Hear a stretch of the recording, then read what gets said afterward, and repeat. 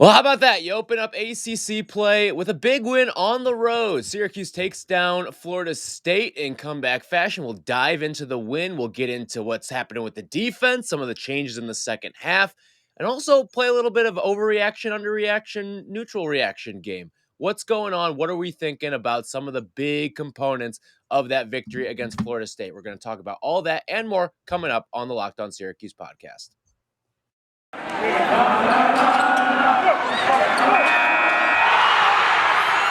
You are Locked On Syracuse, your daily podcast on the Syracuse Orange, part of the Locked On Podcast Network, your team every day.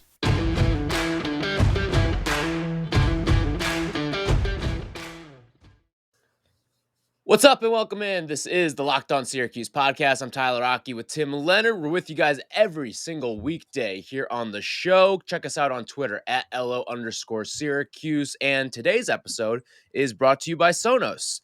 Sonos is the official sponsor of ESPN College Football. Go to Sonos.com to learn more. Thank you for making us your first listen every single day. We're free and available on all platforms. That includes YouTube. Also find us on Spotify, Apple Podcasts, the Odyssey app, all that good stuff. And why wouldn't you make us your first listen every single day after that Final Florida Four, State baby. win? Back on. The Final Four is back on. The juices are flowing. We're pumped up with Cuse juice right now. But let's be honest here. Like, we have talked about this team ad nauseum. They've got this roller coaster potential, the highest of highs, the lowest of lows, but this was a great win for this team. When you look at what they did, where they did it, and just the overall implications of this, we talked about this. This was a very important stretch for Syracuse. What did we say during this next, 5-game stretch for the Orange now? When you look at Villanova, Georgetown, Lehigh, Cornell, and then the two games in the rear view now of Indiana and Florida State, we said you had to go, 4-2 during that stretch? And right now you've got 2 wins, and they're 2 of the 3 games that probably we predicted a loss for. Right. No, I mean, they picked off one they shouldn't have, to put it simply. That was a quad That might be 2 one in a win. row. 2 in a row that maybe you shouldn't have. Well, 2 in a row that you were underdogs in, according to Vegas, if you want to go Yeah. off that. And according to BetOnline.ag, they definitely, I think, had a better chance going in of beating an Indiana team because it was at home. But to go down to the Tuck, win a game where Florida State has won 25 straight conference games. Yep. Also, it's a conference win. Now you're 1-0 in league play. It's been a weird first weekend of the ACC. I don't really love how they do this now, but you took advantage of a Florida State team that I think is still trying to figure out what they are. But also, Syracuse did some things in this game and won in a way that I wasn't necessarily sure they could win. The way that they were breaking people down one-on-one, getting some switches on offense in the second half, using their playmakers on offense, and the way that they were defending the three-point line. Now, how much of that was Florida State just having an off shooting night we can get into, but they held Florida State to whatever it was, 4 for 30 from 3. Yeah. I didn't necessarily know that defense going into that matchup could do that. Yeah, and listen, Syracuse didn't shoot the ball great on their side, but and we kind of talk about this with the football team too, how if you keep it low scoring, you're going to be in the games. This offense is so good that if for some reason it's low scoring, you're always going to be in that game because you never know when that switch is going to flip in the second half. Syracuse ends the game in this one, shooting 30% from 3, 39% from 2, but that first half shooting percentage was 13%? I mean, they started was the game 4 for 29. I know that when they were down 23-12, they were 4 for 29, which they maybe should have been down more at that point. Right. But Florida State wasn't shooting it great either. And I tweeted it out like, okay, you're shooting at like a 18% clip right now from the field, but you're only down 8. Is that a good thing? And I think, yeah, that's a good thing. If you're only down 8 and you're putting together probably your worst shooting performance of the season, and who knows, it might end up being the worst shooting performance of the season for a half at least that this team will have. But if you can get into some of these rock fights, I do like your chances because you're going to be able to turn it on offensively. It's just, I didn't think this was a Syracuse team that was capable of holding any Power 5 opponent to 60 points or less. Yeah, it was interesting because I felt like the first half was more an offensive struggle than a defensive battle. Like they were both getting good looks, Syracuse included. Cole Swider was getting a lot of open looks in the first half, wasn't going down. It was mostly just Girard making some logo threes. Oh boy, Logo Joe. I'm glad we kind of claimed that. Logo Joe. That's Joe. Yeah. That's a great nickname. He made some big shots in this game for a guy that's just trying to make his way onto the Siena roster. It definitely came through in the clutch, but Cole then turns it around and comes through with some huge shots in the second Yep. half as well. And there were 2 or 3 Swider threes that were just very timely. Very One, timely, yeah. yeah, That's the 52 to perfect word. 42 was one. And then there was one right after Caleb Mills hit a three that, watching back the game, it hit me how big of a shot it was, because it put Syracuse back up by 9, I believe, with like 5 or 6 minutes left. And that was enough of a cushion. But I got to say, credit Jim Boeheim and really the entire Syracuse coaching staff, because they went into the game, they targeted some mismatches. They understood that Florida State was going to switch on everything. And when I watched back the game, so much of what they did offensively in the second half was just getting those mismatches and going to work. Yeah. And Boeheim talked about that post game, but Jimmy going up against Wyatt Wilkes on a couple possessions, taking him to school. And then Jesse Edwards getting switched onto a guard and Joe Girard finding him, Symir Torrance finding him down low. Florida State, I think that came back to bite them. I don't think they have quite as switchable of a team as they have had in years past. And it was encouraging that Syracuse could kind of exploit those one-on-one matchups. Here's why you have to switch on Syracuse too. When you've got, for the most part, in most lineups, 4 guys out there that can shoot from distance, you have to switch. You have to live with maybe the height mismatch you'll have and make these guys shoot over you, but you can't give them space. You'd rather give them a couple inches of height than a couple inches of space to get that shot off of. And I know, like, we saw Cole miss a couple of open ones here, but eventually those shots go in. Shooters are going to make those shots if you give them the space. Doesn't matter where they are on the floor. I mean, just look at some of the shots that Joe Girard took. It felt like he took 5 shots of 30 plus feet in this game. So those are the types of things that this offense can create. They can create those mismatches, and then eventually things just kind of catch up with you. You can get into the rhythm, and then you can go on some of these runs that we've seen Syracuse put together so far this season. It also minimized Florida State's rebounding and height advantage, because I don't think Leonard Hamilton felt good enough to put a Wyatt Wilkes out there. Even John Butler at times kind of got switched onto and got spliced up by Buddy. And Buddy wasn't great in this game, but he was being defended really tight. Really, the main takeaway from this is that the other guy stepped up when Buddy was not able to get going. And I think it was mostly because the officiating was so loose in this game, I guess is the way you describe it. There were so many fouls that I thought just weren't called on Buddy throughout the game. And there's going to be games like this, and it may not be in this exact fashion, but there's going to be games where Buddy is missing, right? This isn't necessarily one of those games. Sure, did Buddy miss shots? Yeah, he ended up going 3 for 10 in this game, and 0 for 4 from 3. But at the end of the day, it was more of, okay, this is the way that I kind of saw this. Florida State said, we're going to take your best player away. We're going to throw the kitchen sink at Buddy Boeheim. You other 4 guys on the floor, you're going to have to be the ones that beat us today. And they were. And they deserve a ton of credit. Cole, Jimmy, Joe, Jesse, all those guys deserve a ton of credit for how they put together a nice team performance. Yeah, and, Boeheim gets a lot of flack sometimes for his lack of an offensive game plan, lack of set plays, all that. But one thing that Syracuse has always been good at is getting those switches, getting those mismatches, identifying them. And they did a terrific job of that in this game. Now, it's going to be interesting because we'll preview Villanova on the podcast tomorrow. But Villanova is the same way. They switch on everything. And that's part of the reason why Cole Swider struggled with their defense. So now it becomes, all right, can you do this against Villanova as well? I think Villanova has more switchable guys than Florida State, because Villanova doesn't play anyone more than 6'8", really. And Florida State, where Syracuse exploited them, was when Jimmy got switched onto the bigs, when Joe Girard got switched onto a big, those type of matchups. Right. And I look at it too, like Jesse Edwards did a really good job of sort of exploiting that. I know he only had 11 points. We're used to seeing the 17 point, 12 First rebound efforts. Double, though. But yeah, the rebounding. He did have but here's the important stat to me is the 5 offensive rebounds he had, because he created a number of second chance opportunities for this team that really allowed them to get that extra 3-pointer in the possession and get those extra shots that ultimately in a 3-point game, those are the things that really make a difference at the end. No doubt. I think Jesse, he did foul out, which is disappointing. Again, you could see how He was so heartbroken on that 5th foul. You can tell he's Yeah, really working because on it. he knew it was stupid. He knew it Right. was stupid. He knew it was something that he shouldn't have bid on.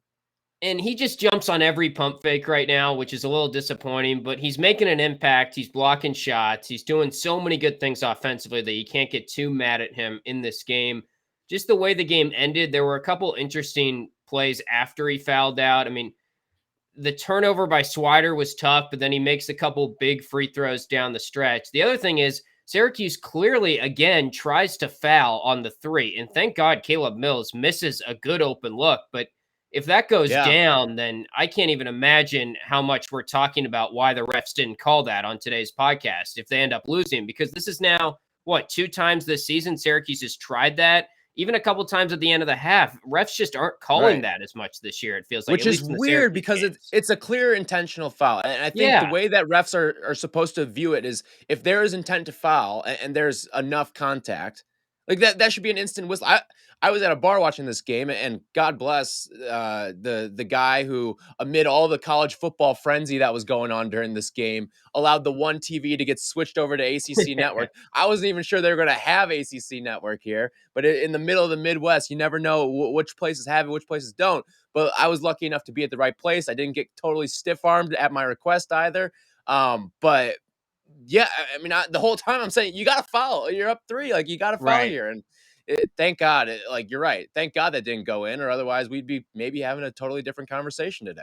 Yeah, and it's funny watching back because even when the shot misses at the end, Swider turns to the ref and puts his hands up. Like, he's celebrating, but he's half like, gosh, how much more do you want me to do there? The only time we've gotten it is when Indiana, it backfired and they got the offensive rebound. But also, Joe went up to the ref, I remember, before that play and sort of clarified that they were going to foul. I don't know if we have to do that more or what it is, but it's frustrating that that was so blatantly them trying to foul, and that's the right play in those situations mathematically. Yeah. All right, we're gonna get into the defense because here we go.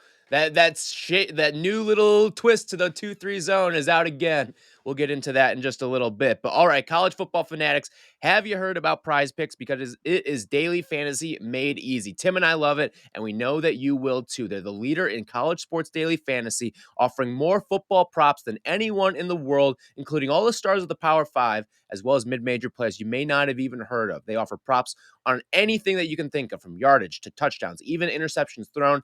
And all users that deposit and use our promo code Locked On will receive a 100% instant deposit match up to $100. You pick 2 to 5 players, over under on their projections, and you can win up to 10 times on any entry. You can even mix sports as well. Whether you got a little NBA kick with a little college basketball, something of that nature, you can do that on PrizePicks. So use the award-winning app on both the App Store and Google Play. Entries can be made in 60 seconds or less. It's that easy, and they offer safe and fast withdrawals. So don't hesitate. Check out PrizePicks.com. Use the promo code Locked On, or go to your App Store and download the app today. PrizePicks is daily fantasy made easy.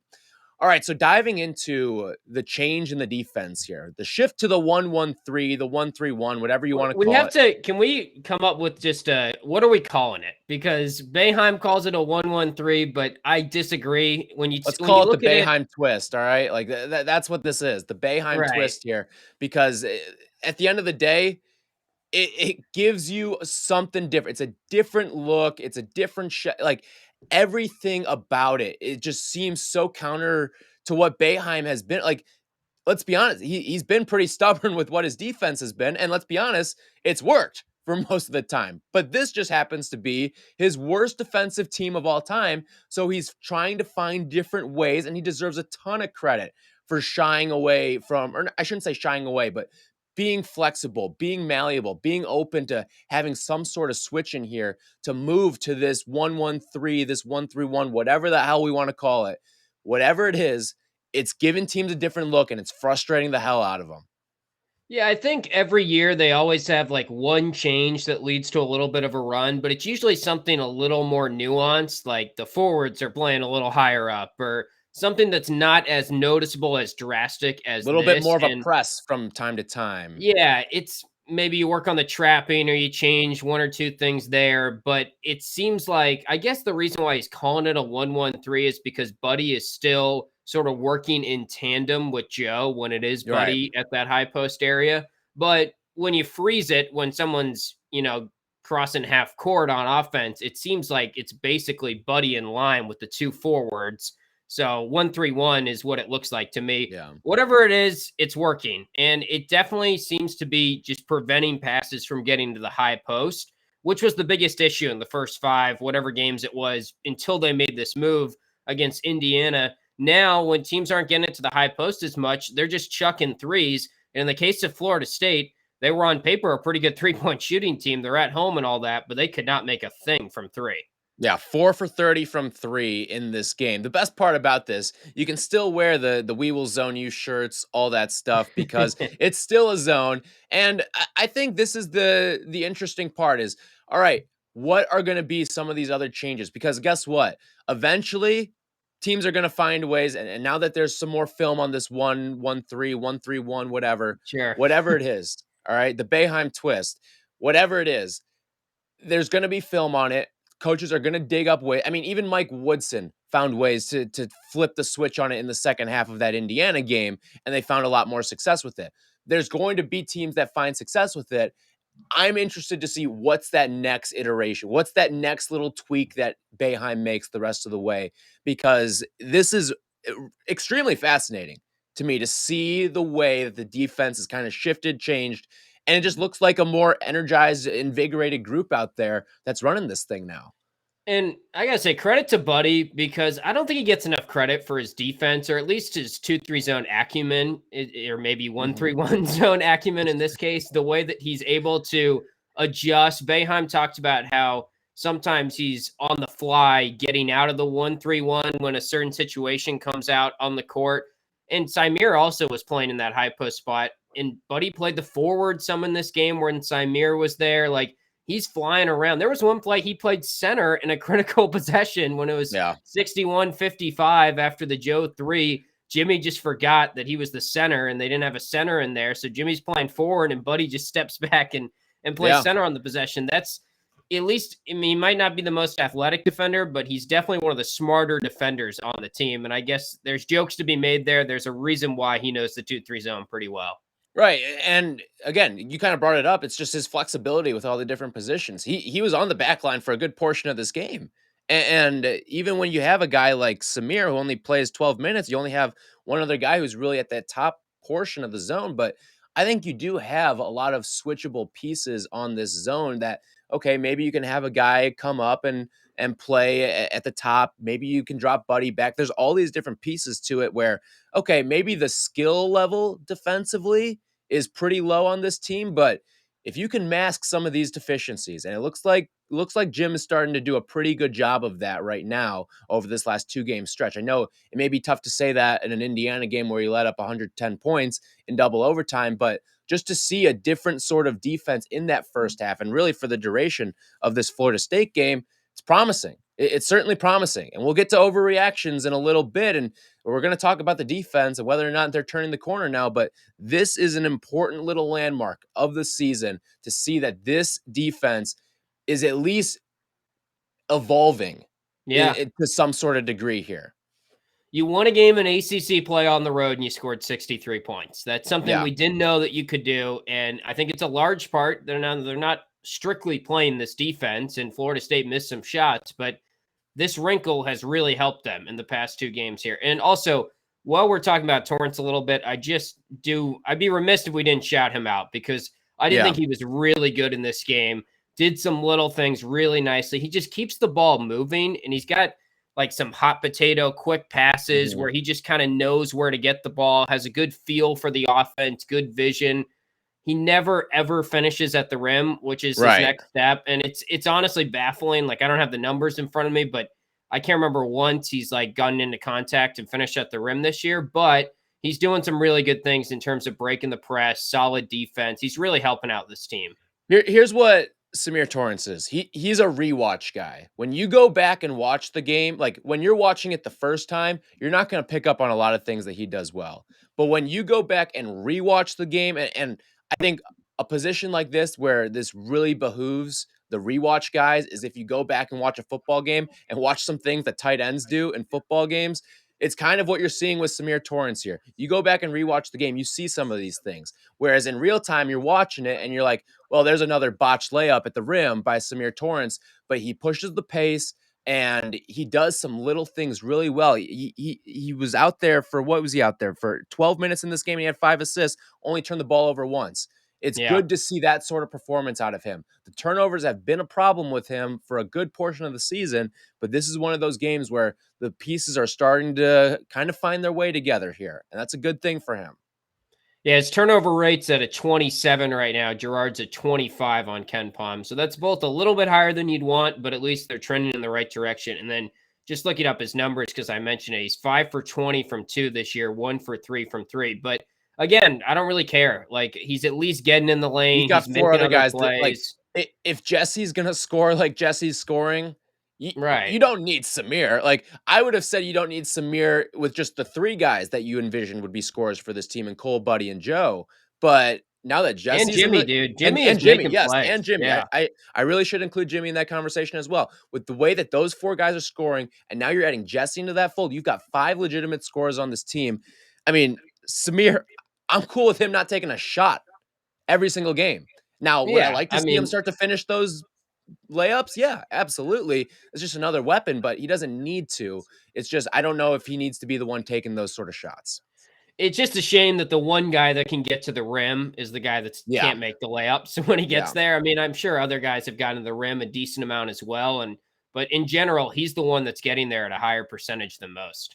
All right, we will play a little game of overreaction or not coming up in a little bit. We're going to get into some of the elements of this game and how they will translate moving forward, including the defense. We will do that in just a second. But first, BetOnline has you covered all season with more props, odds, and lines than ever before as football season continues their march to the playoffs. BetOnline remains your number one spot for all the sports action this season. So head on over to their new updated desktop or mobile site to sign up today and receive your 50% welcome bonus on your first deposit. All you got to do is punch in our promo code Locked On, and you will receive that bonus from basketball, football, NHL, boxing, and UFC right to your favorite Vegas casino games. Don't wait to take advantage of all the amazing offers available for the 2021 season.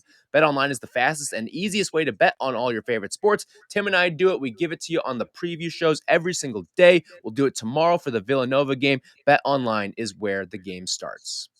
This holiday season, guys, grab the protein bar that tastes like a candy bar. Even better than a candy bar, it's a Built Bar. It's filled with so much holiday goodness, rich with flavor, covered in chocolate, but amazingly low in calories, sugar, net carbs, and fat, and also high in protein. You get the best of both worlds, delicious and healthy. So many flavors to choose from for Built Bar, you'll have a hard time choosing. Will you go with raspberry or mint brownie, cherry or double chocolate, cookies and cream or peanut butter brownie? There's tons of delicious options. Built Bar gives you that extra fuel you need to bust down those mall doors and battle all the holiday shoppers. Because it's the season of peace and love, don't bring up your favorite Built Bar flavor at family parties because people are very passionate about their favorite flavors. They'll fight for it, and things could get out of hand on that front. So cozy up with something warm, have a holiday secret, dip into your Built Bar into a piping hot cup of cocoa as well. There's tons of fun flavors out there. So go to built.com, use the promo code LOCKED15 and get 15% off your order. Again, built.com is the website, promo code LOCKED15 at built.com. All right, let's dive into some of the early takeaways from what we saw in this game. I think there's a couple. Let's just start with an ACC one here, okay? Because Syracuse goes out 1-0 in the ACC, first place in the conference. Stop the count while we're at it right now. But Syracuse can finish as a top 5 team in the ACC right now. Is that an overreaction or not for you? Well, I mean, they can. I still would pick that they won't. And it's tough because the ACC just doesn't look good. It was a really odd first weekend. Virginia Tech loses to Wake at home. Notre Dame loses at BC. It felt like a lot of underdogs stepping up. But when you look at the math right now and look at some of these sites that sort of track this, KenPom has Syracuse ranked as the 9th highest ACC team. Bart Torvik has Syracuse ranked as the 8th highest. I don't know who the 4 teams are, the 5 teams are that are going to end up being better than Syracuse because after Duke, it's just a whole lot of right now. Like even Louisville, UNC, they're not looking that impressive, but I would still put them in a tier probably above Syracuse right now. I get that a lot of fans will make the argument that they could finish top 5. It's just they haven't done it. And I think for all these good wins that we're going to see, like the win at Florida State, there's going to be some bad losses in there as well. Yeah, I don't think it's an overreaction, but No. I also don't think it's a testament to Syracuse. I do think it's just this conference in the middle is going to be a giant blob of meh. And hey, to go out and get that first win on the road against Florida State, I mean, that Florida State game, when you look through Syracuse's ACC schedule, probably one of the 3 toughest games they'll play this season in the Yeah, conference. And to probably. go out and pick that up as a win right out of the gate, I mean, that puts you in a good spot. And I know that sounds weird to say in game number 1 of the conference slate, but I think that you're going to see a bunch of teams that are all sort of knotted up there at the end or hovering around the 500 mark of the conference. And this could be the game. And who knows, this could be a big tiebreaker game for you when it all comes down to it at the end. So I don't think it's an overreaction, but I also wouldn't say that it's necessarily a testament to Syracuse. I'd say it's more of a reflection of the conference as a whole. That's a good way of putting it. I think there's going to be maybe 5 or 6 teams that make the tournament from the ACC this year. And I think Syracuse has a decent shot at being one of those teams. So I would say they're pretty close to being top 5 this year. I just don't want people to think that means their regular season is going to be drastically better than it has been. Yeah. One of the big reasons why Syracuse will either finish top 5 or outside the top 5 is the defense. And for us, let's answer this question right now. Overreaction or not, the defense has turned a corner with this new innovation that it's currently going through right now. It's tough to say because I feel like Villanova is the true test now, where it's one of the best passing teams in the country. It's one of the best 3-point shooting teams in the country. I do think they've done some really good stuff in terms of preventing the high post pass, but how sustainable is it? How long is it before teams figure that out? And the other thing is here, Florida State did get some open looks. They just missed tons of open threes in this game, as did Syracuse. And teams are going to miss. There's going to be games where teams just don't shoot well from 3. And actually, Syracuse has probably been on the bad end of that luck so far with teams like VCU knocking down shots. But Colgate. yeah, teams are going to shoot above 30 every game because they're open. It's just how many are they going to make? And I venture to say right now that the outlier so far has been Florida State not making a ton. And until I see more of those type of games, then it's hard for me to say they've turned a corner. I think you hit it on the head by saying Villanova is the real telling point because, like you mentioned, good 3-point shooting team, moves the ball well. But how about this? Hall of Fame coach who's now seen 2 games on tape of what this new iteration of the zone looks like a little bit.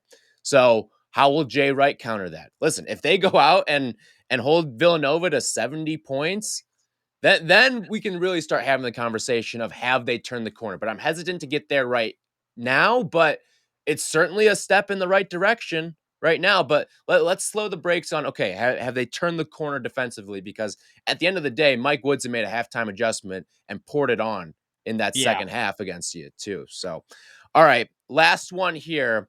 And in a game where there was so much good, so much to like, there is this little wrinkle that we do have to talk about, and it is Benny Williams. Yes, the 5-star elephant in the room, if you will. It is Benny Williams. Only played 2 minutes in this game.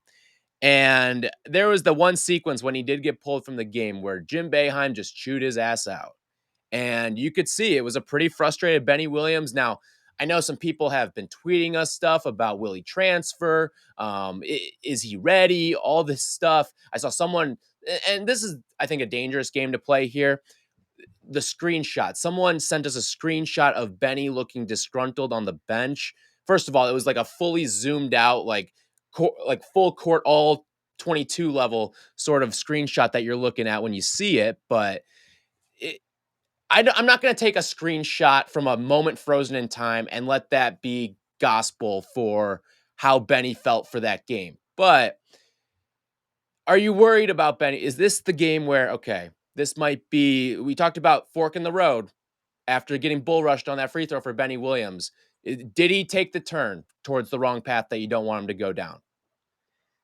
I think he's just not, and he hasn't been playing well. And I don't know if I'm worried. Yes, that's the short answer to your question, but I don't blame Boeheim one bit. Like some people are tweeting at us that Boeheim's at fault here. Boeheim maybe was a little harsh on him in the post game, but he said something like, he's not giving us much right now. That's true. I want him to be better. Trust me. I want to believe that Boeheim is wrong there, but when he's not good right now and it's an ACC game on the road, I'm totally fine with Benny not playing because he's just not attacking the rim whatsoever. All his shots are coming from outside 10 feet.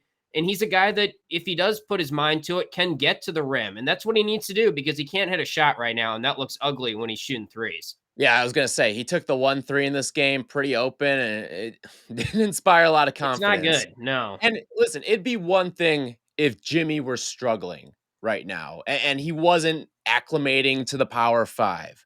But he is.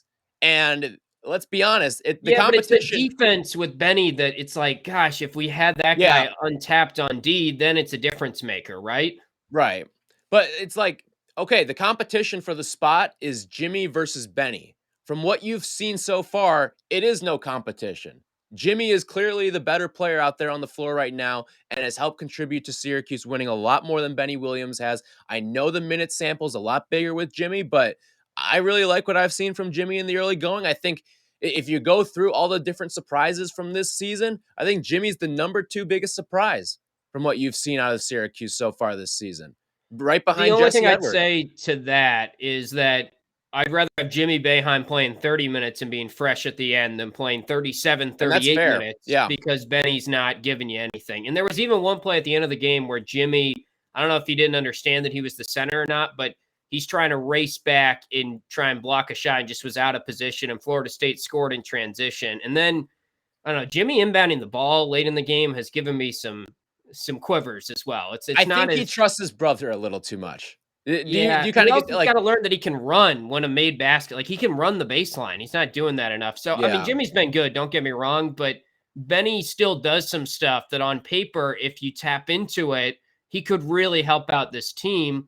I will also say it's not uncommon for him to be struggling like this. I know he's a 5-star or almost a 5-star, whatever, but it's a freshman in a tough defensive system to learn, regardless of what Boeheim says.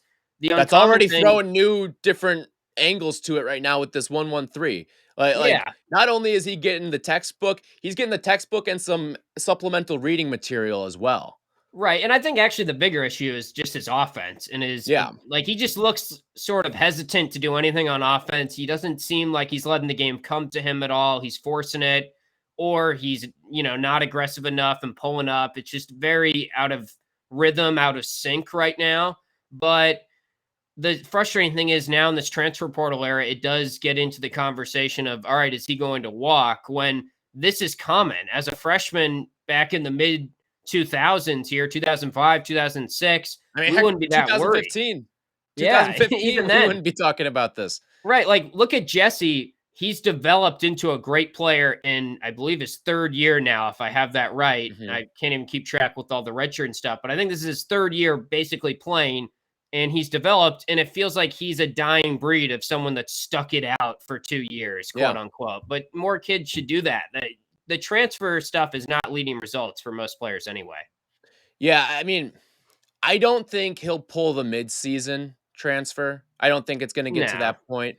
But at the end of the year, it's certainly a can of worms that will definitely be looked at, because it is one of the more viable options for a lot of these kids nowadays. But I think the frustrating part to me is that from when you look at this game from a score standpoint, and yes, there were a ton of missed open shots in this game. It wasn't a beauty of an offensive game. It was maybe a little bit of an offensive struggle more so than a defensive battle. But when you look at the score of this game, and you know that you need defense to win a game like this, if I told you 63-60 is the score, I would have guessed Benny Williams would have played a fair number of minutes in that game.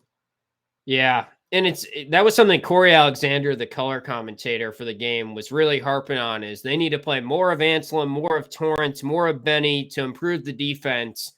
And he was hitting on in the first half how they were playing well with that defensive lineup out there, but it's just not going to happen. Boeheim's he's going to keep riding those 5 in the second halves, and Torrance will play some here or there. Anselm will play some here or there, and he's going to play 7 guys, just like Villanova is going to play 6 or 7 tomorrow night or Tuesday. It is what it is. The unfortunate thing is Benny might transfer because he's not playing, and Yeah. that's just the nature of college basketball now, and we could really use him next year. So it becomes a balancing act. How much is Boeheim going to weigh? Yeah, it's tougher for us to win games with Benny in there and struggling right now versus, when the Boeheims leave next year and we don't have any scoring, we could really use a sophomore Benny Williams that's coming into his own in his sophomore season because they might be bad next year if he's not there. And I mean, even like you'd love to have an eighth guy this year too, Yeah. because like you said, you'd love to have Jimmy only play 30 minutes because you're getting a solid 15 to 20 out of Benny every single game. But he played 2 in this game, and hopefully this isn't a sign of things to come. Again, this is still very early in the season for him, but it's certainly something that's worth monitoring going forward. All right, that is going to do it for us on today's show. We will be back tomorrow. Full Villanova preview. Going to tape it before I get on out of here from Chicago. Yeah. Go to New York. I'm super excited. We'll get into all my thoughts on going to the Garden and just the momentum with the program right now as they head into a big matchup with one of the best teams in the country. So we will do that on tomorrow's show. For Tim, I'm Tyler. We will talk to you guys on Tuesday.